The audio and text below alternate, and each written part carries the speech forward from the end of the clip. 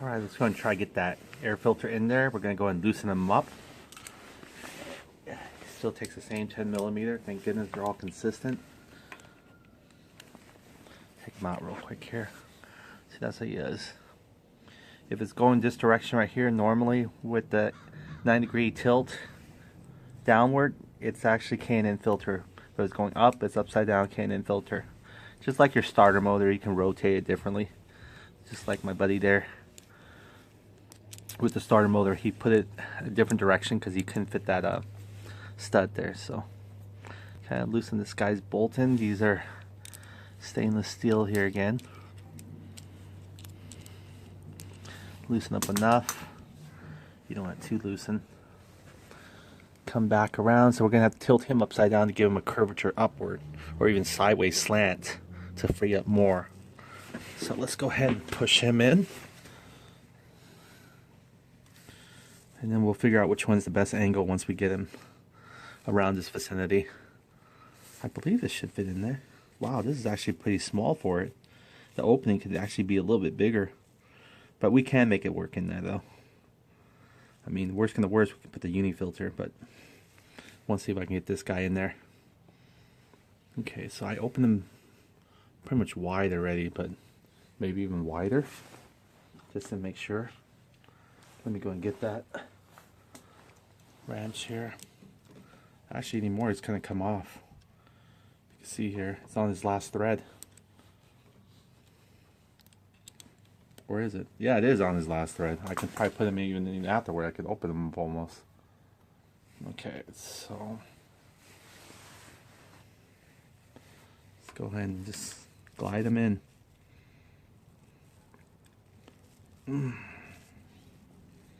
Yeah, it's gonna be a challenging on this guy right here, but we can get him in. But I just need to give him a good push here and there, and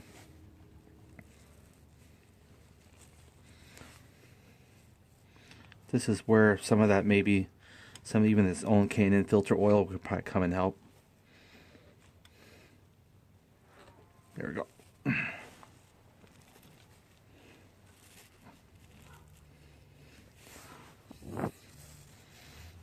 Wow. Yep, this is the fun part here. It's like putting on your it's like putting on your car tire. Okay, now this thing is getting a little loose again. Should tighten it afterwards. Okay.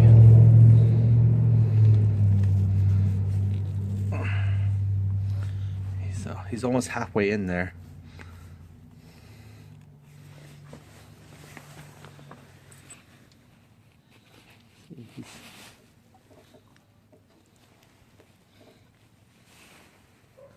The other way, it's going to take a little bit more pressure.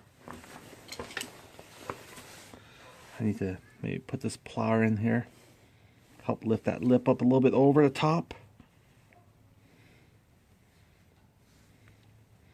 Gotta be really careful.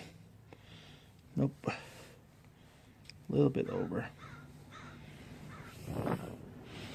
There we go. There we go.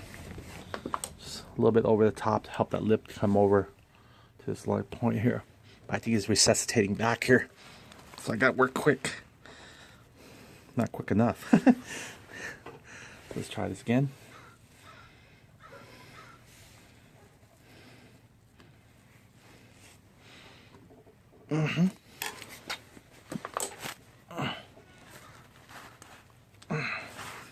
There we go. All right, got him in. Very tight though. A little bit help with the flathead. Oh boy, slipped back out. Okay, what I'm gonna do is put a little mystery motor oil on here and get that guy slipped in.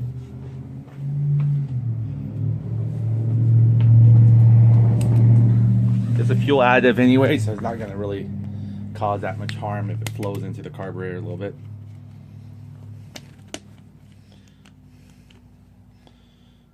Okay. I'm going to try to pour it into the spout. Last time it just spilled everywhere, created a little slippery mess. Okay, just need the cap. Stay down, buddy. Okay. Put some on the lip here.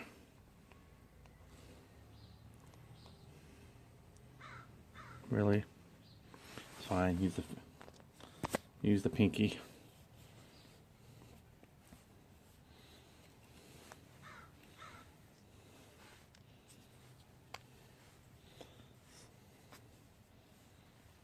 Yeah, it smells really good, like a really nice aftershave. It's got to be made from some biodegradable product, probably. I wouldn't want to be the first to taste and test it, though. Not purposely. Alright, so there we go. We got a little bit of the loop in there. We'll get some here on the face, too. Just to help slip it in a little bit.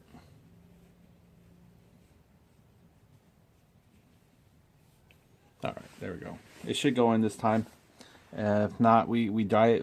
We're almost there anyway. We were like 99%, and then easily popped up because we were about to get ready to tighten it down, or rearrange it to be tightened down. So we'll still use our flathead to help us out. Kind of wedged it in there. Careful, you don't want to put too much pressure and break the intake manifold. So just want to put it in a way where it's okay. See it from the top.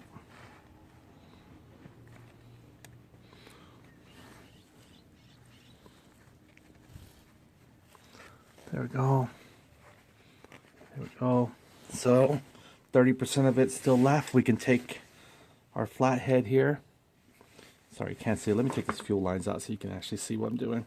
So you can see there, 30% left right there. Just want to pick up on that lip a little bit.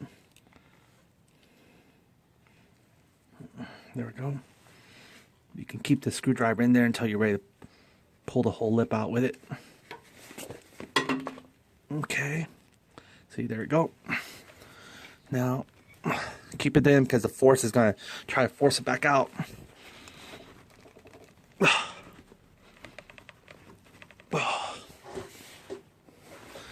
It's got to get everything all over. Whoa, this is pretty tight. Dang. Imagine closing it now. There we go. Whew. Oh, it's done deal. And watch me put this the opposite direction. Alright, let's bring this. Now we can do is, I guess this is the right angle for it too. It curves sort of like this way. Kind of curves like that. So that's the only way to free this one up. Alright.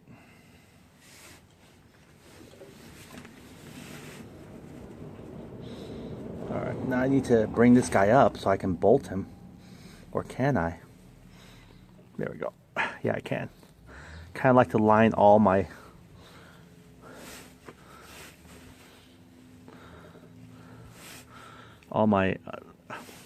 Allens right here so they're facing the same. But yeah, this is totally flush. This is great. Just want to make sure. Yeah, he looks like he's sucking it all in. Okay, then we can bolt them down. Okay, and then sort of angle tilt, but that's okay. That's all right. All right. Make sure again.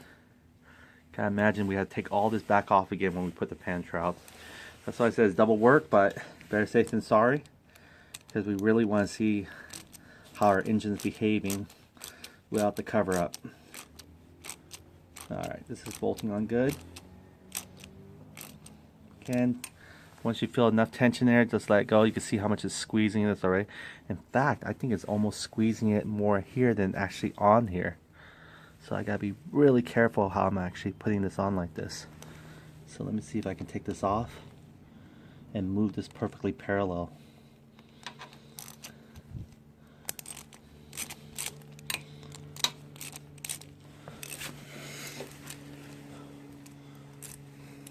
Or even if I can, let's see. I might not even be able to close it back.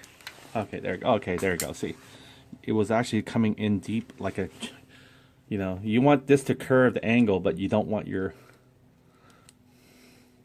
metal here. You want to get more of it onto your intake manifold pressure.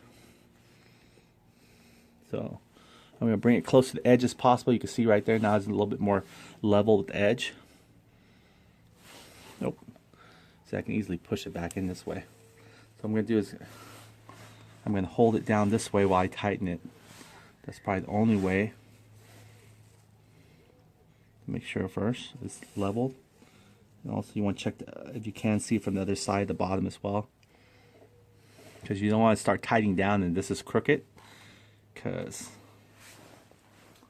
it won't actually secure properly. It might be just eating that rubber. So now I'm tightening it down.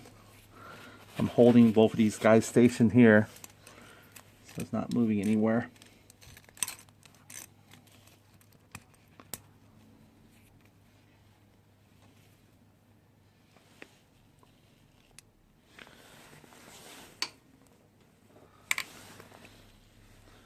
Oh boy. I want to level it up more too, so let me go and back this out. Bring it up a little bit more raised. This is where he's really going to kill me. Go.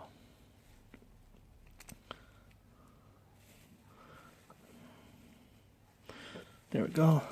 Hold this guy again. Let's get ready to tie him down. This is probably the final.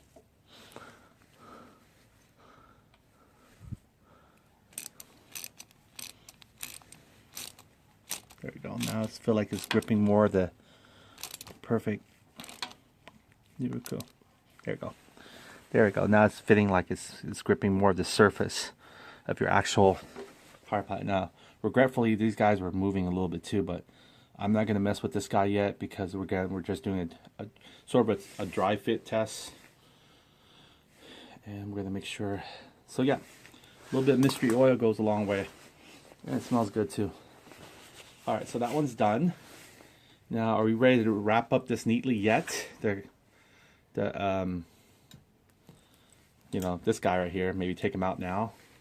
I was like hesitating to take him off the tie strap because I have to break all the other tie straps, and there's no way of removing them out without cutting everything out. So I might just do that now. So this is ready. This is bolted on.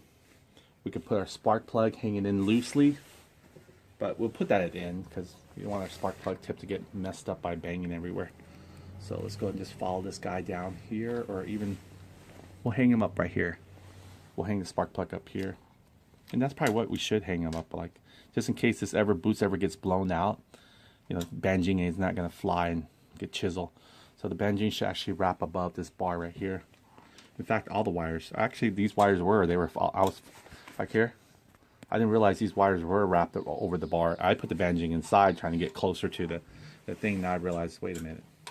It's better that the banging stays above this bar right here, because if ever, you know, the pressure ever pops the banging out, or this rubber boot decides to, you know, play hide and seek, peekaboo, it will just hang out like this instead of dragging all the way down and getting caught or being on the ground. So there's one less obstacle there. And then we'll go ahead and nicely I say, we're going to go ahead and tie strap this together to keep it held in one place. Probably going to fold this neatly like this because I'm a neat kind of guy. Fold it like neat, cleanly. Yep, it's still away, our starter motor. I was just checking to see the wires. If I tug it, is it still off? Yeah, it's still off. Oh, now we got to do is go ahead and we're going to try to see if we can use that leftover spiral thing and actually put it on our tube here, see if it fits first. No, it doesn't. It does not fit, unfortunately. Or I don't think it does. Maybe I can force it. Let me try. Give it a little extra insulation protection, huh? We want to see the clear through effect, but we have a little stocking there to protect it. Why not? So there we go. Protect it from being chewed up by whatever. Let me see if I can. Yeah, I can forcefully fit it. Maybe just that one area, but let's see if I can go all the way. It's getting there. It's stretching, so it's a good thing. It's a very snug fit, which is okay. All right, let's see. See how it's turning yellow on us? It was clear, remember, when we installed it? That's just the way it is. Oh yeah, this is going to be a pain in the butt. I got this far out. But so if If there's no recollection, this should be just going in, right? It's not like this one extra loop here is not perfect. Okay. Oh yeah, it's gonna be a game here. Is it worth playing though? That's a question. If only this thing was narrow and just slides in, you know. See, this thing, once it goes in, you can glide it. That's no problem there. And unfortunately, I don't think I can twist. Nope, can't. Oh, well, so don't say it too soon. I think I'm twisting it. Yeah, I think I am. There we go. Twist it.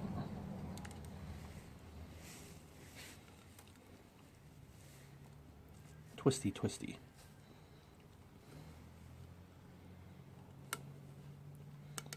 All right. I was trying to twist the tube, but I didn't realize you could twist these guys. I think you just twist this part, focus on the rest of the body, just follows. You twist the top head of it. It's not bad. Looks like some protective stockings. There we go. Look at that. I'm getting there. Surely but slowly. Look at that. I can say it almost, right? Almost there. Just not an inch more clearance. That's all we need. We're already halfway there.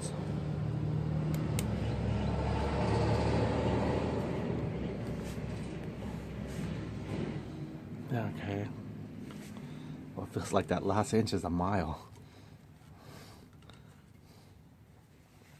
Alright, come on, twisty.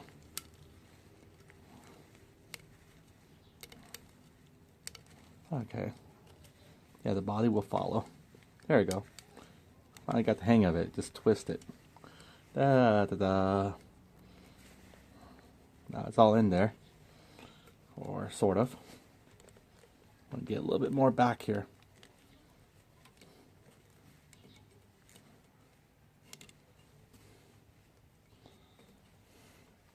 I don't know.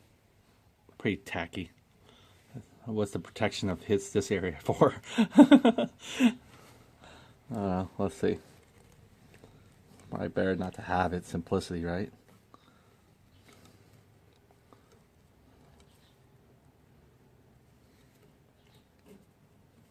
Well, at least we can glide it. Oh, actually, that's stretched. Look, we just stretched it all out. Nice.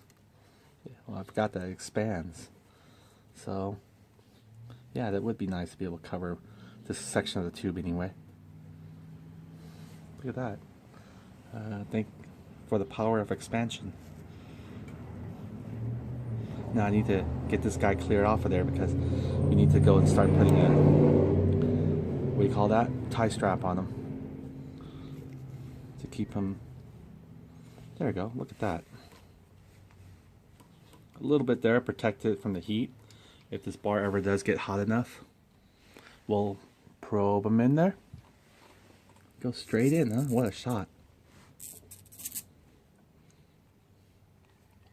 Yep. Well, once gasoline gets into it, it gets slippery, so don't think because it's so snug in there you're not going to need this tie strap. You do. We learned that the hard way. We never had any, no more, what do you call that? Fume leak after we actually put our tie strap in there. Yeah, and this thing still has an incline, which is perfect. And then what you do is, I guess there's a leveler here. You open this up first when you're first starting it. Make sure it clicks up to hold it up. And then once it's done, when you hear that it's kind of idling smoothly, you can push it back down. That's it. That's basically the PWK. Only initially, especially in cold weathers and stuff like that, it might have a hard time starting. You have to let it open first. Open the auto enricher manually. Not the auto enricher because you're manually doing it. So the manual enricher. And then put it back down like that. That's it. And then we're going to find out how much spin is this taking.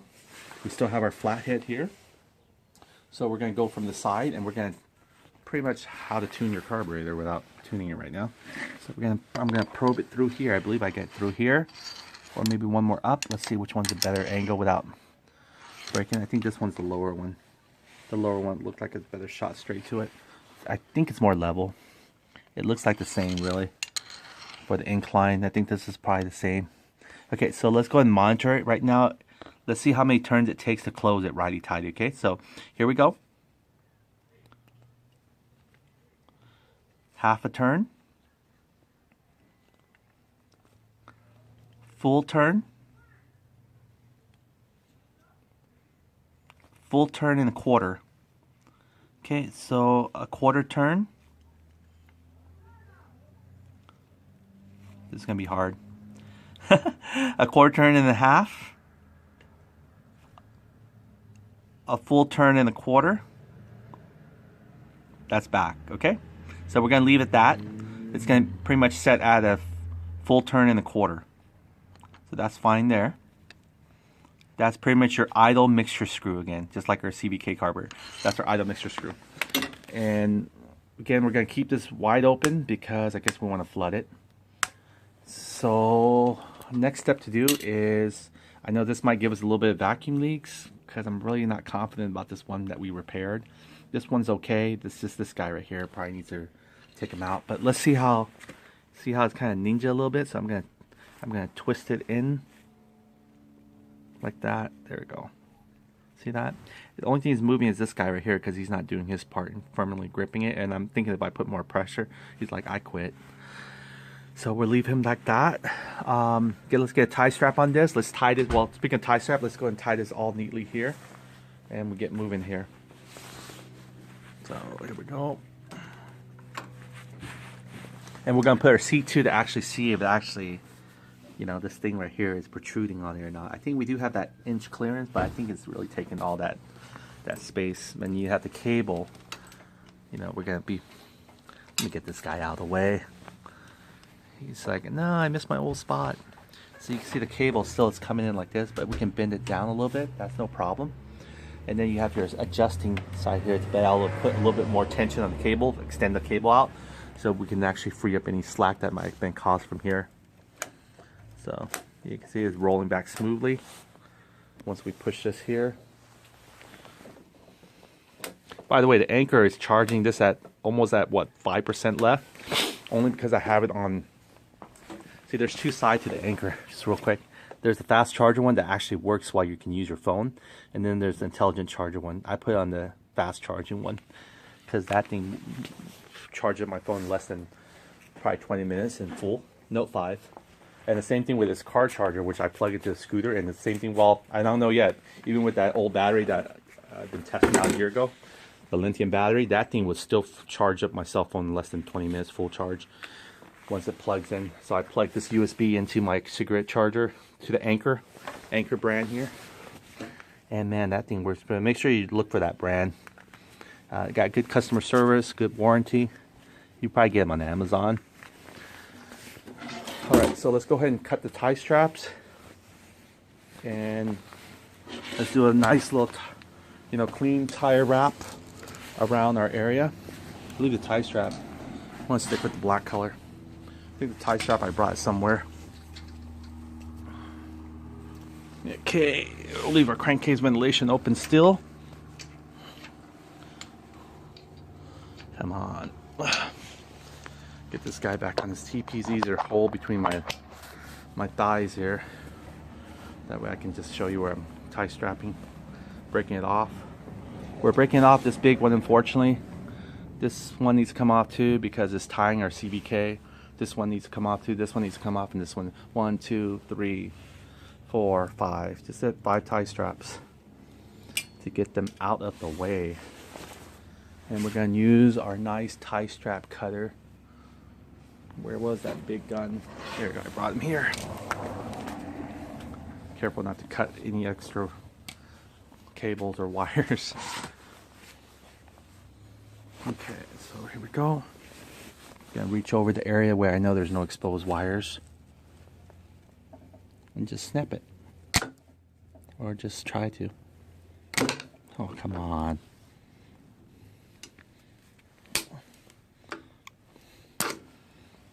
One down.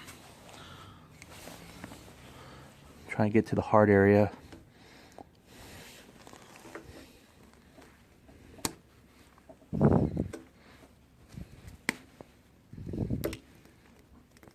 Oh, 1, 2 down.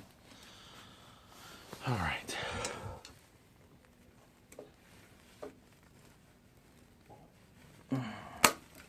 Three down. A little one here on up, climbing up.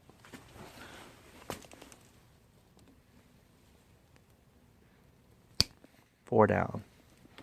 And the 5th one, my hands are shaking because I don't want to touch anything but that tire strap.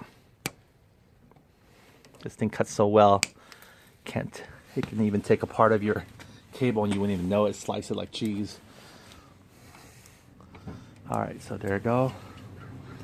That's broken down. That's broken down. So this is it. This cable has no more reason to hang out here no more. Say goodbye bye. The CVK cable. We'll wind them up, but we'll save them as a backup to work with our NCY CVK cable line. So let's say goodbye. Unravel him out of here. Unravel this guy. Here he goes. Here's his other end. So you can go this way or that way, whichever. It doesn't really matter. He's not going out of the fight. He's swinging. All right, there we go. Out with the black, in with the blue. The new blue. Alright, so you can see the length about almost similar. Again, this one was getting damaged a little bit here. You can see right here. Look at that. Oh, sorry. See, that is exposing itself. It's pretty naughty. Let's see here. That it was exposing itself from the end here where it's going to the CVK carburetor, and I had an insulator come in, kind of protect it a little bit. Means cable. Only thing bad could do is kind of rust. So he was about to be due for a replacement anyway. Again, these are all original parts that came with the scooter. I think 95% now it's all replaced. Engine component 100%. The only thing we really kept is the body frame and some of the plastics. Well, all the plastic housing, that's it. I think even the wires and the wire harness, some of them. These tail one was a doozy. That one we took out completely. So here we go. This one's the old one. So we wind him back up. Put him in here to be able to have his backup. Here's our exhaust here. We can mount the exhaust to see if the leaks are coming out from the exhaust or still protruding into the head. But we don't have to worry about that yet. So let's go ahead and get this guy squared away. Now, do I regret not maybe going over here, under here? But no, I think it's fine. So what we're going to do is try to boomerang this guy. Or maybe go this way. It's going to be a little difficult. This he's going to give it incline. So we want to make sure, if anything more slack it needs, we want to bring it to the forward position.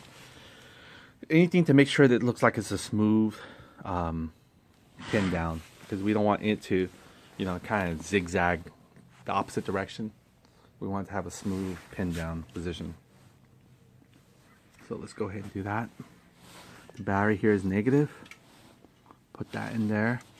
Let's just throw it over here. Just kind of get an idea of what we're dealing with. We're just going to pin this cable down for now. There's some couple of clamps. Hopefully these guys won't break. If they do, not a big deal. They're rusted anyway. We can get some big tie straps and deal with those guys next time. Okay, so here we go. That's it. That's it. Kind of, so we're pinning it down just enough to clear. We can even route it like this, maybe. I don't know. Kind of zigzag. Sort of an S. How about that?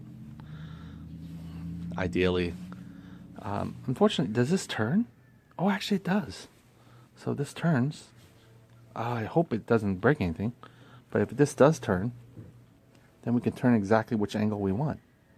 Look at that. I hope it's not damaging anything.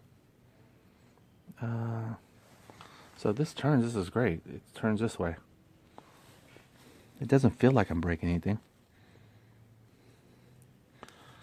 Man, I think it's like a rubber O-ring seal. That's it on here. So I'm glad this does turn.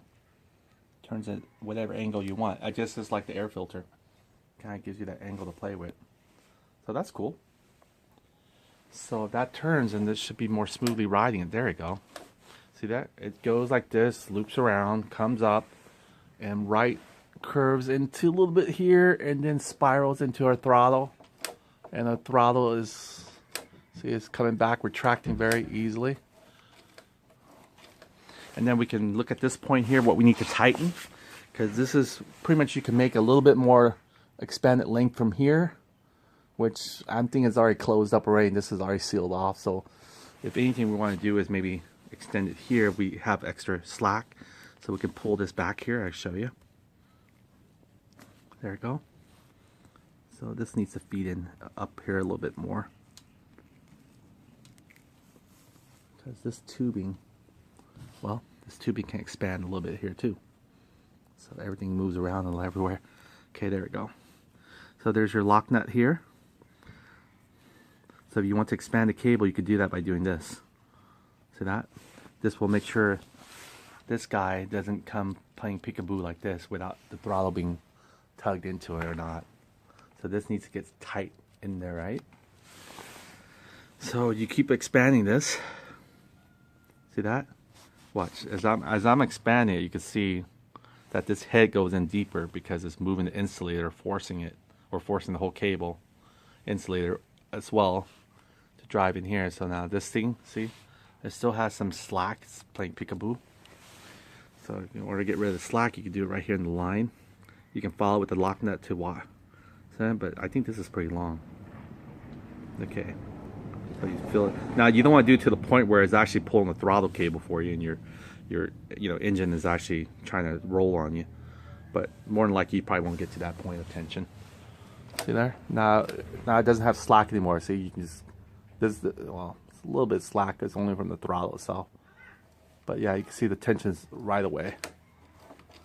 It pulls right away. And then this side right here. See, I can't play that peekaboo no more. You don't see the head of the cable anymore coming out because this thing is actually compacting it. So we can go in further. Let's see how far we can go before it actually stops.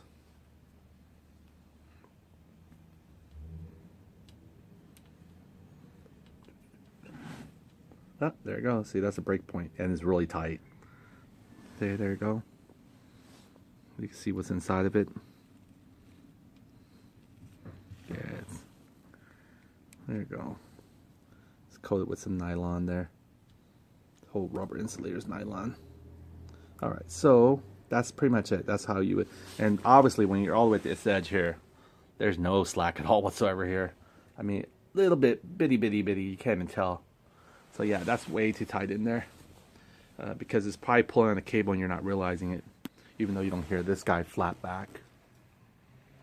See, this one's really tight. Yeah, so it's given double. So what you want to do is, I just probably want to tighten this where I don't see the slack on this guy no more. See, I'm still not being able to see him, but I can get going a little bit further. As soon as you get down, I see I did enough here where it's not like pulling the cable tension. It's just a little bit of slack. You can see here just kind of a little movement there, but that guy is not playing peekaboo. He's not coming out and out anymore. So that's just enough slack there, and it seems like I probably drove it probably just a good maybe 3/4 of an inch inside of it already, which is fine. And then what you want to do is you want to tighten this lug nut here. I believe it might be maybe even a M6 or something socket. So let me see if I can find that right wrench. I can just use it adjustable for a second here. Should be okay. I think I have a small one in hand. So let me go and use that adjustable one.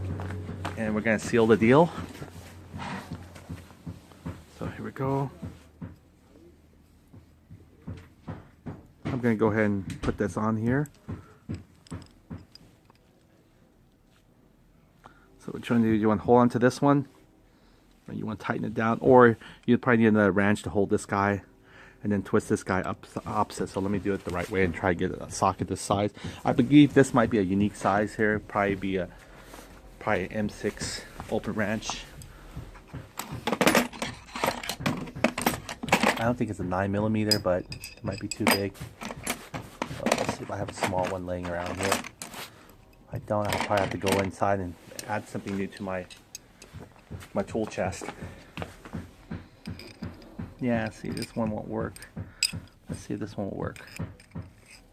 The 9mm one, barely, but you look at it, it's almost borderline. And I don't want to really strip this, but let me see. Let's see here. Yeah, it's definitely riding it. So that ain't gonna work. Yeah, it's about would I say about 8mm then? If it's 9mm is barely fitting, then it might be just 8mm. So maybe 5/16, 8mm. This one might be. Again, you don't have to adjust this once you get the, it compact everything right here securely and everything. Should be fine. You want to make sure this doesn't go anywhere. Yeah, 5/16. Okay, so I'm gonna go ahead and tighten this down. This one's a 5/16 as well, or 8mm, whichever you have. It should be fine. Okay, righty tighty, just like we did our tappet for our valves.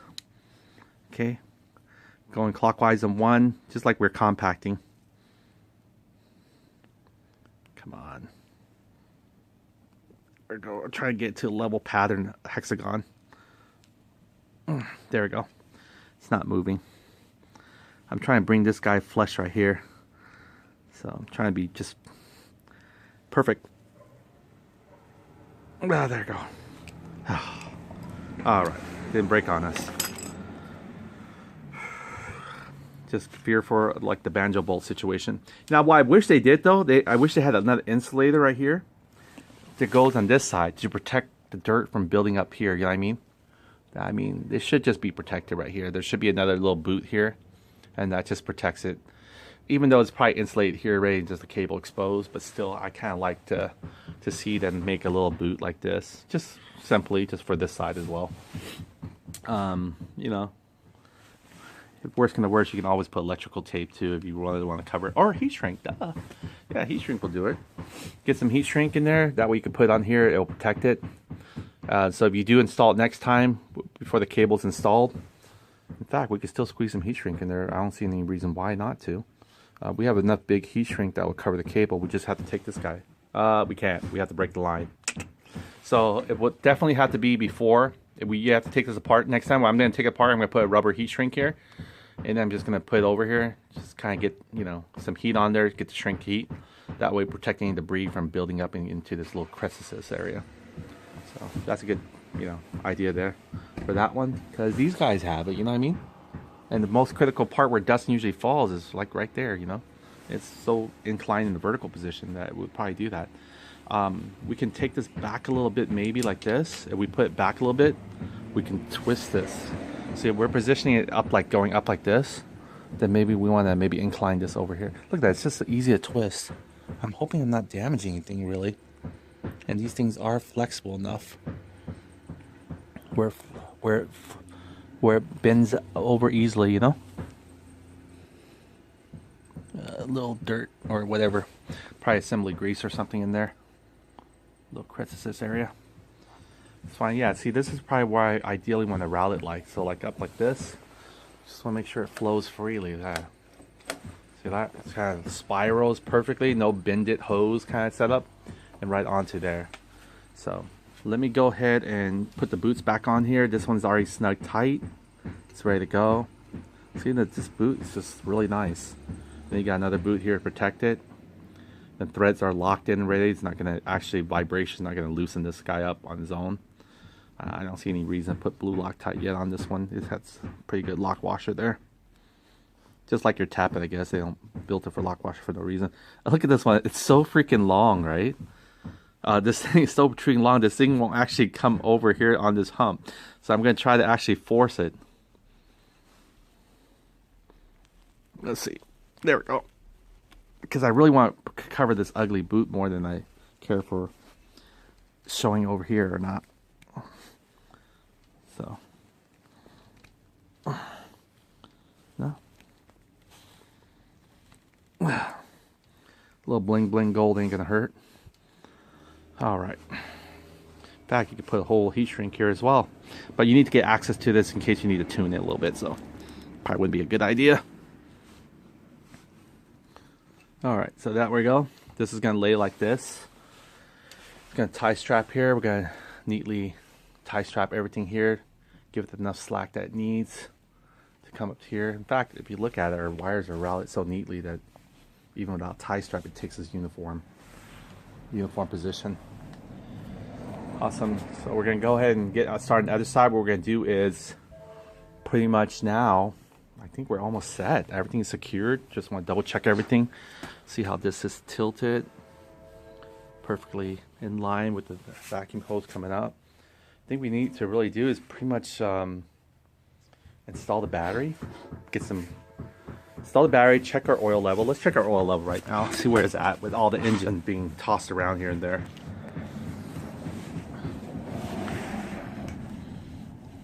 The brake fluid, yeah, definitely. We won't be able to get it to a test run until we break the brake fluid again, both front and rear. Look at the oil level right here. See, it's kind of low.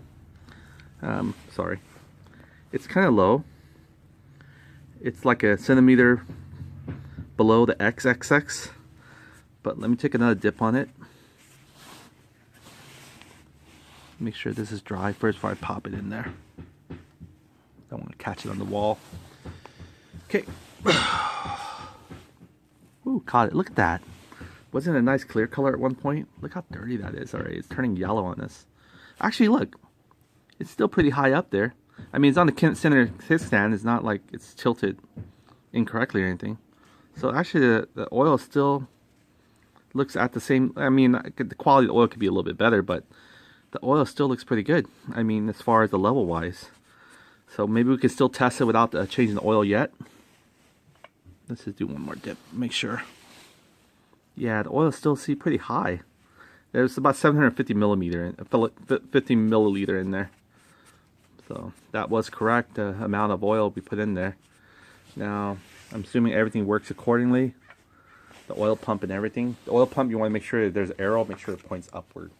If your engine's vertical, when you install the oil pump, just make sure there's arrow, the oil pump that pulls upward. For some reason it needs to. Maybe that's where it resuscitates and starts the mechanism back. So yeah, I think the only thing left to do now is if we can still test it out with the engine just kind of cranking over, see if the gasoline gets into the float bowl, and then we'll turn on our, manual enricher here, pop it like that. Then once it's done getting to a smooth idling point, or after we're done tuning it, let's say, we're gonna have to start twisting this a little bit. This right here controls also where the needle or the cable is coming. So this is your idle mixture screw here manually. I'm sorry, your idle, thumb, your idle screw here. And then your idle mixture screw is the one, that flathead that we did on the other side just earlier. So we got that at a full turn and a quarter.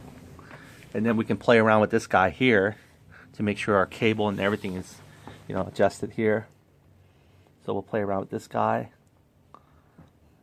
I'm surprised if they make this loose and this thing vibrates and falls off. I'll be so disturbed, because you cannot have this loose. I think that's why they put a spring here, because of the vibration. If this thing was to be too loose and there's no spring tension to hold the bolt, it probably will just fall off. All right, so everything's plugged in. You can see how simple our setup is. I mean, there's not a lot of wires. Most of these are just electrical wires going to our system and our gauges and our fuel, detecting our fuel lines and everything, and our rear tail light, ground wires and everything. Our solenoid powering our starter motor. But everything else is pretty simplified, or it's just well hidden, huh? So we got our fuse line, our fuel line, everything's just nicely well hidden in here. We can put a breather hose on this end, and we can put a breather hose on this end. There was a tie strap here. I don't think this is, gonna forcefully suck it in enough where it's gonna get caught and grind into this one. So this will be fine for our testing. We're not gonna be able to just drive it yet until we actually put some of the panel on, because the cop is probably waiting for me somewhere. But other than that, everything looks good, ready to be fired up. We gotta put some fuel in there. Let's see how much less we have left. Now, I don't want, because our battery's not hooked up, it's not gonna tell us from this electrical line sensor, but we can visually see it. We're scraping the bottom of the barrel almost. You can see there's still some fuel in there. I'm not sure how deep that is really. Give it a good jiggle. Yeah, it's not that deep. Here you can see a little bit better. Highlight it for you. See there? Still some fuel in there. I don't have a fuel dipstick or anything like that to see. But yeah, it'll enough to get us by. I mean, it'll flood the carburetor. So it's enough for testing, let's say. Oh, sorry, too light. Okay, so what we'll do is I'm gonna clean up a little bit, just get everything squared away, just to make sure I don't have any other loose components or any other ideas last minute to get this started before we fire it up and really see if our engine is, You know, going to turn over everything, and then we're going to test out our Charade battery to see. It's been sitting there for what, a good week now, week and a half now, and we're going to see what level it is before we actually maybe set up the charger for it to get it to at least above 13.5 volts before we actually pop it in here, and then the charger system, see if it charges as well. So a few things that we need to consider, and then the final one would be to close it up, put all the panels in, and then I'm going to show you all the fun stuff. We're going to go out with all the gears and stuff. Okay, Michael from NCY Store. I'll catch you guys in the next video.